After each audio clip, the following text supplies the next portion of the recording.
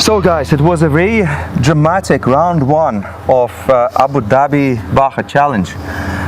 We have Max, who officially came first. We had a big fight between Andres and Sergey Karyakin up until the last 2-3 kilometers of the race.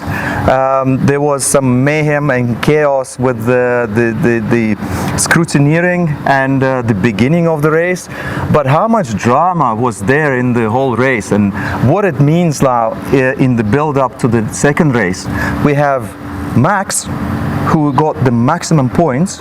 We have Sergey Karyakin and we have Sergey Remennik and we have Alexei Shmotev, who got their points and got a taste of blood.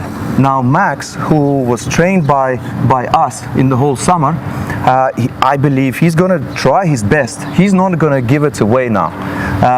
So what do you think, guys, what will be the strategy for the next race? And what do you think the other drivers, all the drivers are thinking now, including Andreas, who really at the moment he doesn't have any more room for errors, because if he wants to go for championship, he has to finish all the 3 remaining rounds. Well, what I would think is definitely the strategy of those Andreas and Sergey is going to come into question. I don't think the boys took in account to the fuel conservation that they needed to keep going, and that cost them a bit in the end. So obviously that gives now Max a bit of, I can say, a breathing space, if I can be honest with you, if I can say it that way, some breathing room, being at the top and knowing his other 2 competitors are slightly off their game. But at the same time, I would not let that encourage him too much, as not to be careful for the comeback of them both. As you said, I think both of them are going to come out with blood. They're going to want a good taste at the podiums, and I think that's going to become interesting. It'll be interesting to see tactics as well. Is everybody going to go now with Max's tactic, take it not slow and steady, but a good steady pace, and finish the race? Or is fuels going to come into the mix? How is all of this going to play? I would think mind games are definitely at the top of everyone's agenda at the moment, but knowing Max as he came first and being able to spend some time with him, to be honest with you, I don't think much really shakes that guy. He's very calm and collective. So one thing that I noticed about Max was, one word that can describe Max is composure. Yes, agreed. Right? 100%. Composure. No matter what happens, he's always composed. He's always calm, focusing and he's always on his direction, what he wants in the race, and he's not scared of his competitors. He can just focus on what he wants. Sergey K, on the other hand, is crazy with a K.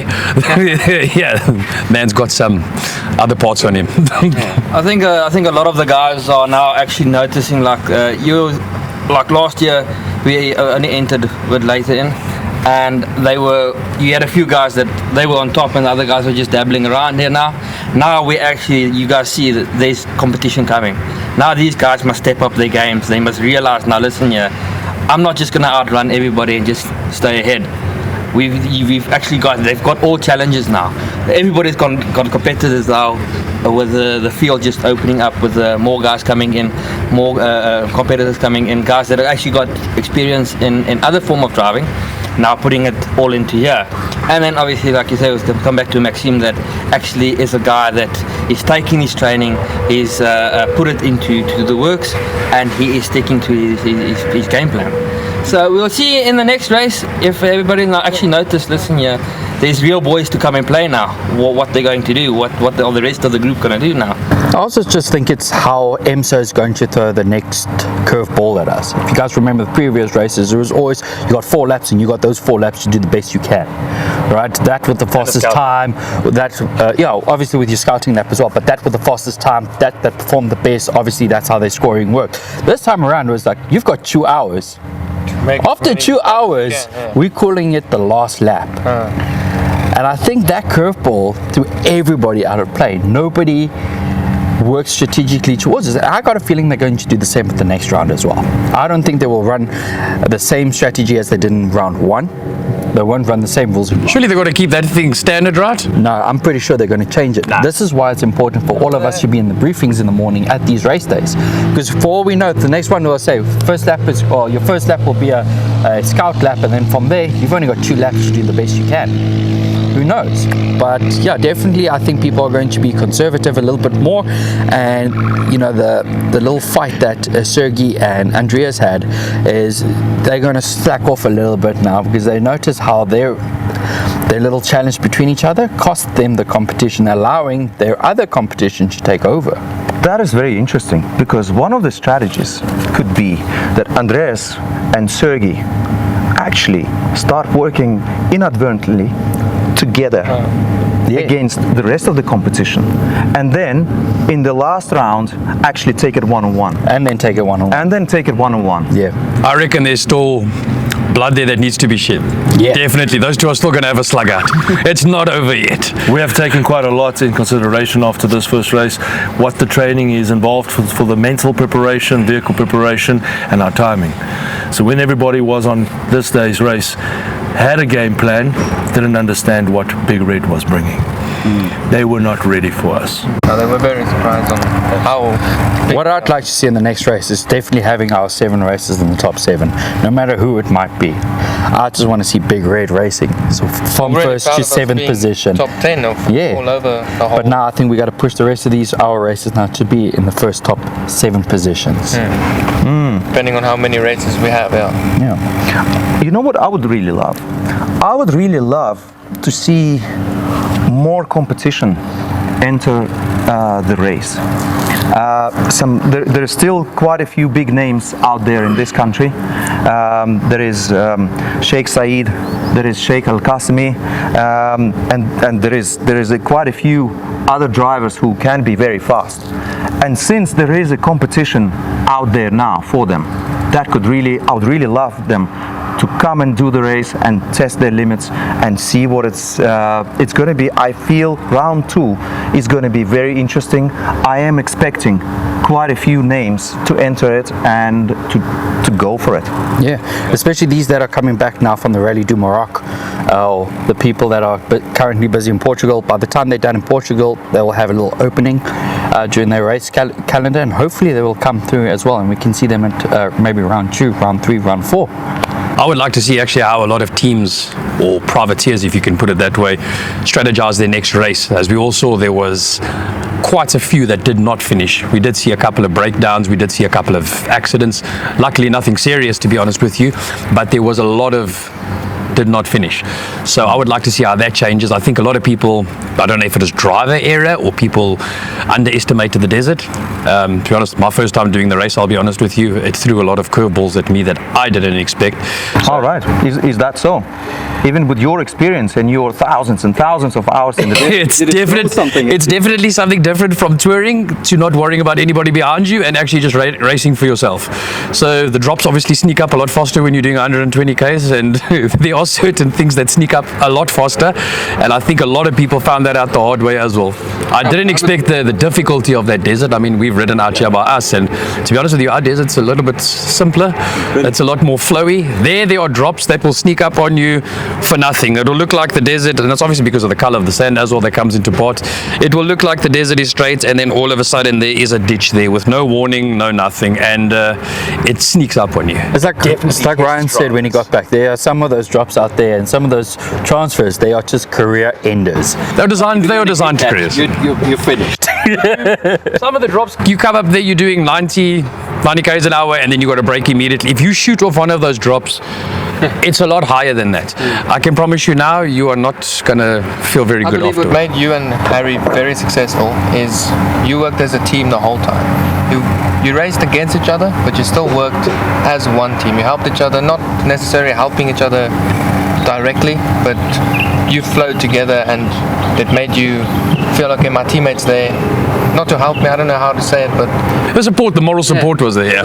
It did help. And on that point, I think it's one thing that we could actually do for all the people who did not finish the race. we could actually provide support to them and provide training to them, so that to increase their Work as a chances, team and to increase their chances. I mean, Max is a good example. He never drove in a race before he came to us, and 6 months later, he wins. He wins the first round. He wins. What I would like to see, honestly, I think I only saw 2 competitors in the female categories. There was a lady in the buggy category. There was a South African lady that won the bikes, as far as I know, in one class. I'm not sure which class. O'Connor, yeah. Yeah, but I would definitely like to see more ladies in buggies. Yeah. That's for sure. I mean, I'm pretty sure we live in a day of age where the girls are just as good as the guys. They can challenge us and give us a Even better. Exactly. Give us a run for our money. I mean, I was behind a girl for a bit of the race, and she also was in a bit of the documentary at the end. And I could see by the smile on her face, she was really, really happy. She had a good race, and that to me, I like that. As you said, bring some more diversity to it, bring more people to it, grow it. Have That's more it. fun with the people that we're racing with and racing against. You know, at the end of the day, it is a tight-knit community, and we're part of that community now. Get the rest of the community more involved in this. Yes. Having more supporters coming out. Yeah. Younger generations coming in, getting to see if they can get the love of the game, you know, in the sport. Building from a younger age, start getting guys. Foundation, yeah. No, not and just get a racing to foundation. win, but not just enjoying. racing to win, but also just as not just as a hobby also, but also as a thing to build for future. This is a lifestyle. This, I mean, it also, lifestyle, it also keeps you out of trouble. It's a good passion to get involved in. And it's just Mental have a bit more, you know, we have a bit more of the community with and all of that. It'll just grow the sport a lot more. If you have younger guys coming in, maybe a younger, like a junior level of guys coming in, smaller buggies, like if you take the 800 cc's or something like that, where younger guys can A come different in, class, yeah. different classes can come in, and then they can build it from there. That's just going to build the top guys a lot more further into the future, and it'll grow the sport that even more, maybe more countries will have challenges like this, will have more races like this, and then we can just grow in a worldwide of a Same as most Formula One drivers start out in karting. So why can't you start out young in something small in a buggy and work your way up to proing? That would be amazing to get this up to that same level of, you know, F1. Imagine just going to the channel on a Sunday afternoon or Saturday afternoon training. It's rallies. Like becomes a culture, becomes a habit for every family. Yeah, it's rally Saturday. I'm not doing anything. Okay, forget it. And we'll have international guys coming here for just to watch. Even though it's a local race, you have people that actually want to come and spend time Just some fun in the sun. and to look at the Baja Challenge. That's what we're really trying to support, the local community and the local Motorsports Federation, EMSO, and I believe there is some things that we can also work with them to help them and to support them with the race day, for example, or preparation, or track assistance, maybe, perhaps. 100%, yeah. Well, luckily after the race, I ran into an individual at the local gas station over there. We obviously filled up with some gas on the way back. I spoke to this lovely lady. Her name is Shireen. She's the chief medical advisor there. She deals with the whole first aid response and all that. So we got talking a little bit. I asked her about the accident that had occurred, and she said luckily the drivers are all fine and well. And then she said, yeah, why don't you guys get more involved with EMSO? I said 100%. We'll be part of it. And I've been in touch with her, chatting, communicating with her. So yeah, hopefully we can get the final details done, and then in the next race day we can be actually part of EMSO as well, helping the team out in the desert, not just with recovery but also first aid response. Right. Good. Thank you guys for your support. Thank you for your passion. Thank you for the motivation, and thank you for all the effort that all of us are putting into it. I believe it's going to be a very exciting season. Let's see what happens now. Yeah, brilliant. Thank you. Yeah.